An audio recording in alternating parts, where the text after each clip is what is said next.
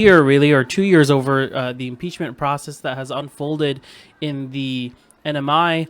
Yesterday, the Senate proceedings for the impeachment hearing finally got off the ground. Historic event, given that this is the first chief executive to undergo a Senate impeachment process.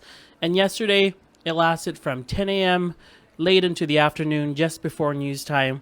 Passionate debate, passionate arguments from both sides, public showing up in full force, both for and against Governor Ralph Torres' impeachment in the Senate. If you recall, Governor Torres was impeached for 6 articles of impeachment in January, and it was just yesterday where the Senate finally put its rules at work on the Senate floor. And wanted to share a bit of a recap of some of the top moments from yesterday's hours-long session. First, kicking it off with Senate President Jude Hofschneider, who is the presiding officer for the impeachment proceedings, who set the stage for many of us who've been watching this from the sidelines. Here's Senator Hofschneider. For us and the ground rules for how we will proceed. The Senate has been tasked with openly and efficiently conducting a hearing on the articles of impeachment introduced to the Senate by the Honorable House of Representatives by House Resolution number 22-014. The Senate passed its impeachment rules on March 3rd, 2022. At all times since the passage of these rules, the Senate has strictly followed them. Those rules describe how the impeachment process would proceed and gave all parties notice of how the Senate would conduct these proceedings. The House of Representatives has been invited multiple times, in accordance with the Senate impeachment rules, to act in the capacity of prosecutor for their own articles of impeachment. And 3 separate direct requests for the House to act as prosecutor has been met with either official refusal or a complete failure to respond.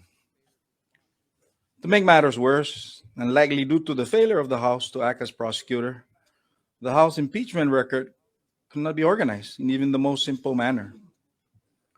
And to be clear, the rules permitted the House of Representatives to request as much time as they needed to prepare the impeachment record under Rule 9C2. However, there was never such a request, nor there was even an attempt by the House to reach out to my office or any of the Senate leadership for any clarification of the rules. The result is that Rule 9E requires the Senate to proceed without a prosecutor from the House of Representatives and without the record of impeachment from the House of Representatives. And Senator Jude Hofschneider there, the Senate president, also the presiding officer of the Senate impeachment trial, pointing out the obvious elephant probably not in the room, which is the House lawmaker who is going to be serving, who was supposed to serve as the House prosecutor, arguing the House's case for the conviction of Governor Ralph Torres in the Senate, and also the absence of a House impeachment record. We know that that record in particular, as we reported yesterday in our interview with Representative Selena Babata, who chairs the House Legislative Committee that led the investigation and ultimately who authored the articles of impeachment, she said they're planning to publish those 8,000 pages of impeachment record that the Senate didn't accept and bring it out into public view for you, the people, to take a look and dissect yourself the over 8,000 pages of what they're describing as evidence for the 6 articles of impeachment that span misuse of public funds, that span utility expenses in the thousands of dollars, that span travel expenses, and also includes that contempt charge, and of course charges related to corruption. Also noticeably absent yesterday was Senator Vinny Sablan, who is Torres's running mate for lieutenant governor. He said he's recusing himself because of his obvious conflict of interest. And also absent was Senator Justo Quiriguat, which we reported on several weeks ago because of his family relations to the governor deciding to recuse himself. That became an issue yesterday because the senator saying that while they do have conflicts of interest, that they do still have a constitutional obligation as senators to at least hear the articles of impeachment and hear the debate before and after that vote, and ultimately cast their vote as a senator. And that's something that Chair Representative Selena Babauta told us yesterday, in terms of the expectation of those senators. But it seems as though Senate President Hofschneider is going to allow both those senators to bow out of the hearings. And so you've heard from the officials You've heard from those in the political arena. But yesterday, there was also outpouring of public comment from people just like you and me, from the public who have been watching this play out, watching the politics at play.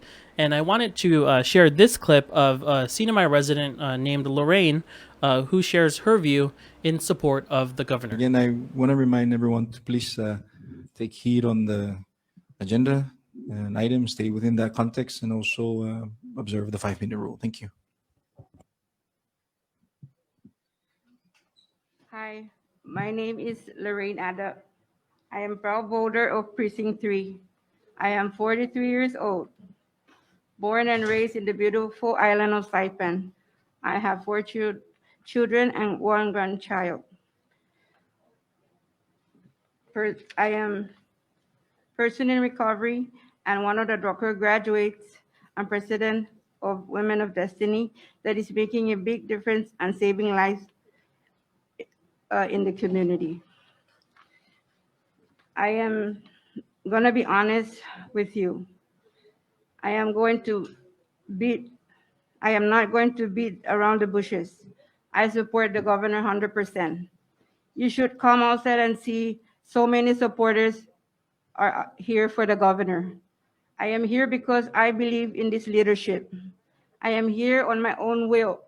No one forced me to come here. Governor Torres is a proven leader through typhoon and through pandemic. It is the Governor Torres and new Senate members that continue to protect the retirement fund. The politicians are trying to remove governor from this election. This is not right and it is not fair. Please, please, please, let us decide our governor, not the House Democrats or Independents. Thank you. Thank you. And there you have it, a public sentiment that we've heard throughout the past few months since the articles of impeachment were passed by the House of Representatives, many believing that the ultimate referendum will very well be in November during the general election. That sentiment basically demonstrating both sides. One side saying that the articles are legitimate and serve as a remedy to the corruption that is alleged in those articles of impeachment. The other side saying, leave it up to the people. We're just 4 months away from a general election. Why intervene now? And in their view, why undo the will of the people? And one person who made that argument very well known was Governor Ralph Torres' personal attorney, private counsel, Anthony Uggan, who has represented not just Governor Torres in the recent proceedings, but a number of the witnesses who went before the House committee and testified before them with regards to all of the charges outlined in the articles of impeachment. So here is Attorney Anthony Uggan arguing his case on behalf of Governor Ralph Torres. None of the House members who made comments this morning opposed to any of the articles' constitutional violations. Good afternoon, Senate President, honorable members of this august body. My name is Anthony H. Uggan, and I am here today on behalf of my client, Ralph Anthony de Leon Guerrero Torres. Along with my co-counsel, Gilbert Burnbrick. And on behalf of the governor, I would first like to thank you for allowing us the time to finally address the articles of impeachment that the House has illegally filed against the governor and has been wrongfully trying in the media, while at the same time failing to make any of their arguments in the proper form, which is here before you. The CNMI Constitution, which is the highest law in our great Commonwealth, bestows upon the Senate the power to try and impeach the official and the responsibility to ensure that the impeachment process strictly abides by the law. The decision that you make over the next few days will not only affect the governor and his family, but it will affect everyone here living in our islands. This is no doubt a monumental task, and so I thank you for giving it the time and attention that it truly does deserve. I would like to begin my presentation with one number, 62. That is the percentage of voters in the CNMI who chose Ralph Torres as their governor in 2018. the highest percentage of votes in CNMI's history. He is the only elected official ever to win in every precinct of every single island in the CNMI, from Rhoda to Tinian to Saipan, all the way up to the Northern Islands. And the election of a public official is a direct reflection of the will of the people. In 2018, around 9,000 voters spoke out loud when they elected Governor Torres into office.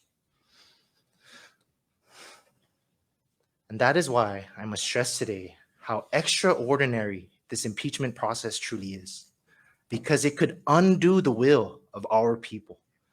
And although impeachment is a political process, it cannot be a lawless one. It still has to comply with the law. And if ever the House violates those laws, then any of their acts should be declared null and void. Otherwise, the House could recklessly use the impeachment process and completely disregard the will of our people. Honorable members of the Senate, that is exactly what the House has done here. All of the articles of impeachment lodged against Governor Torres repeatedly break the law. And any one of these violations, and to be clear, they are not technicalities, they are direct violations of the law. Any one of them that we're about to go over today justifies dismissal of the articles in their entirety. So with this motion to dismiss, the issue before you is not about whether Governor Torres should be impeached. We aren't even there yet. Rather, it's about the fact that to do so, it must be done correctly and constitutionally and follow due process. We are a nation of laws and not laws. And there you have it, part of the, I guess you could call it the opening arguments or opening statement of the CNMI governor's private counsel. There next to him was his government counsel, the attorney to the governor in government, Gil Burnbrick. He didn't have a comment, but Anthony Uggan there basically outlining the arguments that we've reported on. The arguments of the House overreaching that he has made, the arguments of the House sidestepping the law, the arguments of the House not following their own rules and procedures as mandated by the Constitution, as he says and describes and argues before the Senate body. And also noticeably, much of those arguments also had to do with the involvement of Representative Tina Sablan, who we've had on this show, also share her bid to run for governor under the Democratic Party, the first female to do so for a major political party in the NMI, with Layla Staffler, also a CNMI House of Representative lawmaker whose ethics are being called into question, given that she obviously is advocating for the impeachment of her opponent. We've asked Representative Sablan for comment multiple times on this, and she's responded each time saying that she did reach out to attorneys who said it was fine, and that actually her decision to run didn't come until well after the impeachment proceedings in the House actually took place. Wanted to share this next clip with Senator Edith De Leon Guerrero, who is aligned with the Democrats and who shares her raw reflection on what has transpired thus far, and really yesterday's Senate impeachment process, trial, meeting, whatever you call it. The senators were struggling to find the exact term to describe what it is procedurally. So the Senate process that unfolded yesterday, the senators actually had more questions for each other than for the governor's legal team. And so here's part of Senator Edith De Leon Guerrero's comment on all of this that has transpired in the Senate. Ganyan na guma. Man matatat sungit pago para ta ekungog a motion to dismiss. Ta debati is okta mismo rules, the impeachment rules. Mana ta fangwentos por facto. Elect niya i-attorney i gobyerno. Uno gizon niya siya no arguments na ikandidato gas no Representative Tina Sablan. She gets free media campaign, direct savings for the Democratic Party and for Tina. 88,000 salary increase for Tina. Malaga ta fangentos put onro. Ane pago una punta i dos na joint committee ni poro matugi i impeachment rules. Masusedi ni gi February 25th, 2022. Man meeting i joint committee. Zama pasa gi joint committee i impeachment rules. Después man meeting it ni Senate at zigit na mapasa i impeachment rules without any no ma-accepta na amendments ni maprosito giningwaw dyan si Senator Paul. Di mismo ora pago mangitkan to sit loki put government code of ethics, a constitution. It mismo tempo gi article. Dyan para ta fangwentos put onro, demokrasiya, afa proprio po matsogi. New hafa na kotti. Gwa ha defendant, dyan gwa plaintiff. Lo ipunto mas ganyan ni preciso, onro. Galo mesti mismo naguma sa we are the trier of facts, despite the fact na todza impeachment records. We're going to base ourselves on what has been presented today, motion to dismiss, but a lot of the arguments is premised on somebody gaining something, violation of Constitution, Open Government Act. Loyet para tatarabiray luta, zamunget umatan may sayit gispeyus ane mismo hita, galong gumata imanggat songta, man matotsong loki, zama violate i code of ethics, ti madeklara izonya conflict, for example. Masusedi i meeting February 25th, 2022, Council Agban. The declaration based on the newspaper today was not submitted to the Senate President by Senator Sablan. It did not happen until March 28. That is 1 month and 3 days. Is that proper when we want to call out code of ethics violations on someone else? Yet within our own home, we have our own violations too. Jason, the Senate will convene, the NMI Senate will convene Friday at 10 a.m. to finally vote on this. And again, this motion to dismiss could essentially end the trial before it even begins. So on Friday, we will have more answers